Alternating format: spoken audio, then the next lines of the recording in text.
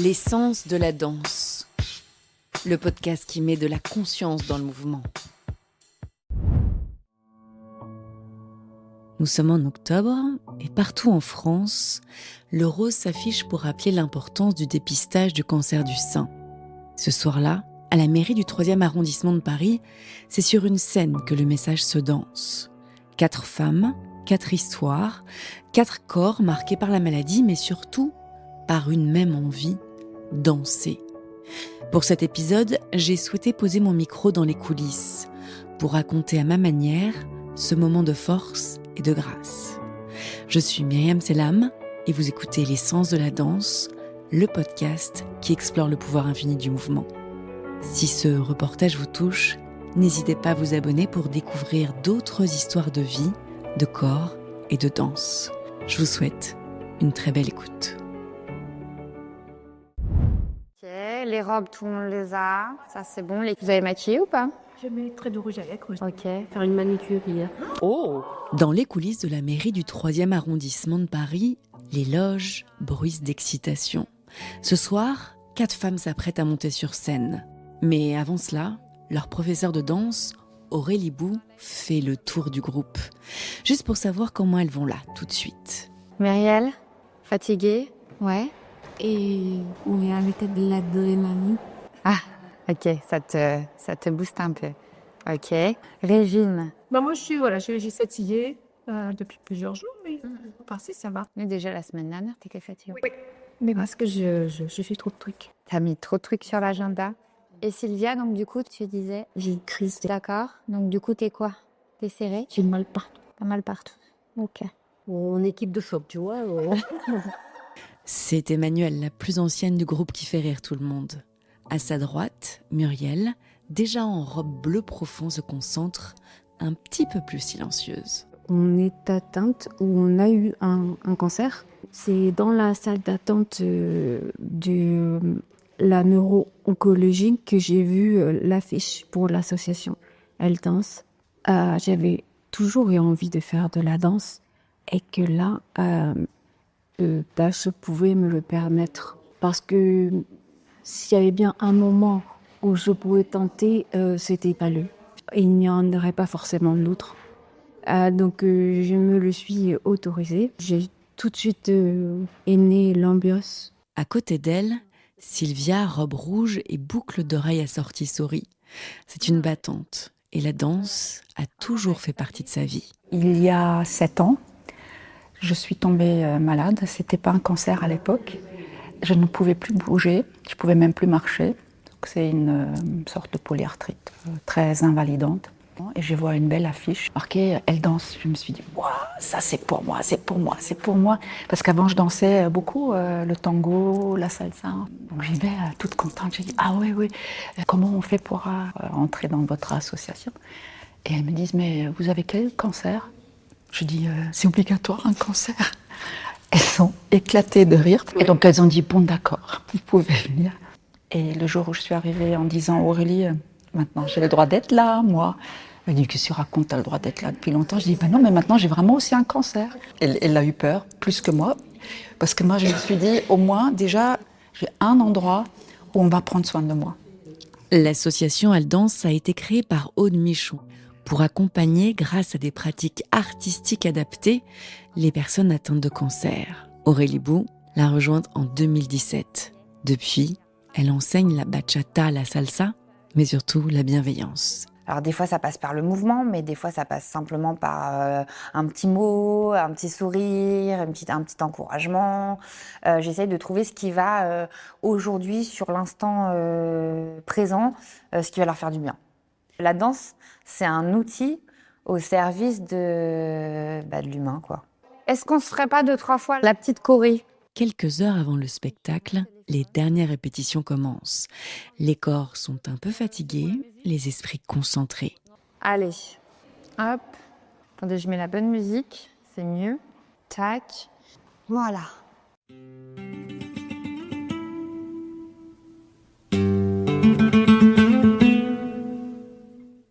Aurélie donne le tempo, mais elle danse aussi avec elle. Régine, vêtue de rose, ferme les yeux avant de se placer. Elle a trouvé ici le goût du groupe. C'est de la joie en fait, vraiment de la joie. Le fait de travailler aussi une chorégraphie, voilà, moi j'aime bien apprendre, j'aime bien me produire aussi. Donc d'avoir un objectif et d'être sur scène, c'est important pour moi. Moi j'aime beaucoup ça. Et je partage en plus avec les filles. On rit, en fait, on se soutient. Voilà, donc c'est un moment, on partage quelque chose ensemble. Aussi la performance, en fait, ce que le corps est capable de faire. Je suis assez reconnaissante à mon corps, en fait, de m'accompagner, en fait, de me permettre de faire ça. Pour Muriel, l'exercice est plus exigeant, mais elle s'accroche pas à pas. Moi qui ai un cancer du cerveau, j'ai des problèmes de cognition, enfin, de mémoire, d'attention. Et en fait, c'est une activité qui m'est particulièrement, je pense, recommandée. Mémoriser la chorégraphie, c'est un excellent exercice pour moi. Je suis obligée de faire le geste tout en arrivant à penser au prochain. Et pour moi, c'est difficile. Et les résultats sont là, parfois extraordinaires, comme pour Sylvia. Ça m'a permis de récupérer beaucoup de souplesse en fait, parce que je ne pouvais plus bouger les bras, les hanches c'était très très difficile. Et là regarde, je peux refaire. Et ça c'était totalement inespéré. Même le médecin interniste, il n'en revient pas. Emmanuelle assiste aux cours 2 à 3 fois par semaine et elle ne les raterait pour rien au monde. Je me souviens que même après mon opération, 15 jours après, pas en grande forme, mais j'ai quand même voulu aller au cours. Au moment où j'étais assise, mais je faisais les pas uniquement assise. Et puis de voir les autres danser, la musique, c'était réconfortant, c'était très bien. Muriel aussi mesure l'importance d'avoir cette activité comme complément au traitement. On ne vit pas avec la maladie si on n'a pas des activités de support. Et pour là, ça en est une très importante. 5, 6, 7, Sylvia a bien les pas en tête, mais à mesure que l'heure du spectacle approche, la gorge se serre. Alors je pense dans la mini-troupe, là, je suis la pire stressée de toutes. Donc là, je ne suis pas super à l'aise. C'est pas facile d'être regardée. Ça l'est encore moins quand tu as pris plein de kilos avec la cortisone, que tu n'as pas tes cheveux, que tu ne ressembles pas plus du tout à ce que tu as été un jour. Même si je suppose, enfin j'espère que ça sera un regard bienveillant, c'est pas évident. Ok. Allez, je pense que là on est bien. Ça y est, on est parti là. On y va. Régine se dirige vers la salle où se tient le spectacle. Je me sens bien, je ne suis pas particulièrement stressée. C'est la 3e ou la 4e fois qu'on fait cette représentation. Je trouve qu'on l'a fait de mieux en mieux d'ailleurs, qu'on est bien en symbiose. Emmanuelle, vêtue de sa robe verte, se sent prête. Bon, je suis sereine, et je trouve très sympathique, c'est de le faire en groupe. Je suis là pour les autres. Je vais essayer d'être meilleure que la dernière fois qu'on l'a fait. Et enfin, il y a Muriel, qui a pris de l'assurance au fil des représentations. Maintenant, je pense surtout au fait de représenter l'association.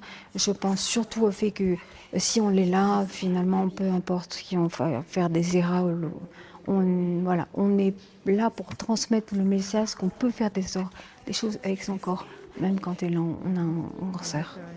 Les voilà à quelques mètres de la scène, elles attendent d'être annoncées. Quel stress.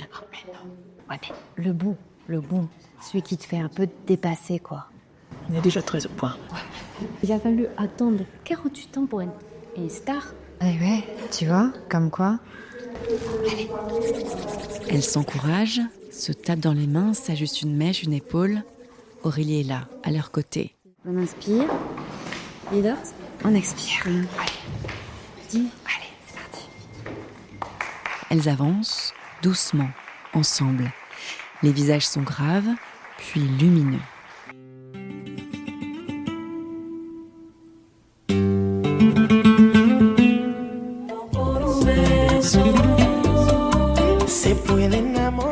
La musique commence, elle bouge avec pudeur, avec courage.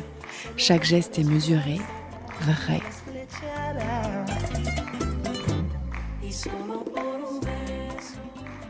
Elle s'offre à ce mouvement joyeux, à ces 3 minutes de bonheur, comme suspendue.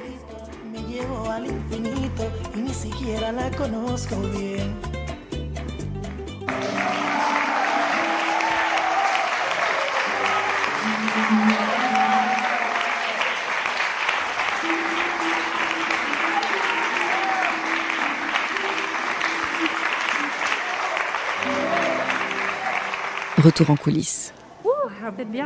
Je crois que jamais on a dansé aussi bien. C'était très pétillant. Et ça m'a paru très très court. J'ai cru qu'on avait sauté une partie de la choré tellement ça va vite en fait quand on est sur scène. C'est ça qui est drôle.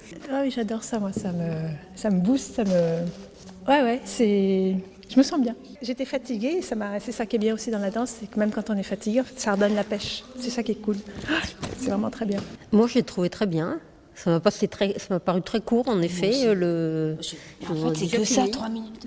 On a déjà fini et je pense qu'on a bien géré. Il n'y a pas eu trop de cafouillage. C'est plutôt très bien passé. À l'année prochaine? Tout à fait. À l'année prochaine, pourquoi pas cette année encore? L'année n'est pas finie. Muriel. Moi, je suis très émue. J'ai tout lâché à la fin. Voilà.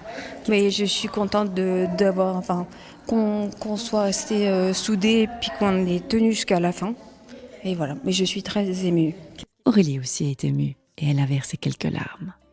Ouais, oui, parce qu'en fait, j'ai senti leur émotion. Il y avait quand même Muriel qui était très émotive. J'ai senti que Sylvia, pareil, mais pour une fois, elle était contente d'elle. Elle m'a dit, je me suis pas trompée, donc ça m'a fait super plaisir de l'entendre. Et puis d'entendre les applaudissements, de voir les gens avec des grands yeux les regarder et le sourire. Et voilà, moi, ça m'émeut. Ah bah moi, elle me donne beaucoup aussi. Elles prennent soin de moi, autant que je prends soin d'elles.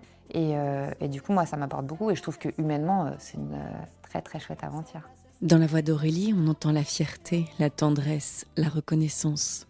L'année dernière, à la même période, on n'en était pas là, quoi. Enfin, que ce soit dans la danse, ça c'est une chose, mais ce soit aussi dans la confiance en soi, mais la confiance en son corps, la réappropriation de son corps.